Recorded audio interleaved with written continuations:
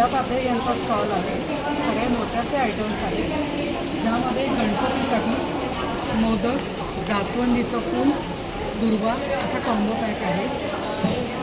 पान सुपारी आपल्याला मिळू शकेल, नुसती सुपारीसुद्धा मिळू शकेल, जास्वंदीचं फूल वेगळं मिळू शकेल, हँगिंग गणपतीसाठी अवेलेबल आहे, पावलं आहेत, लक्ष्मीसाठी सुद्धा आहे, गणपतीसाठी सुद्धा पावलं आहेत, स्वस्तिक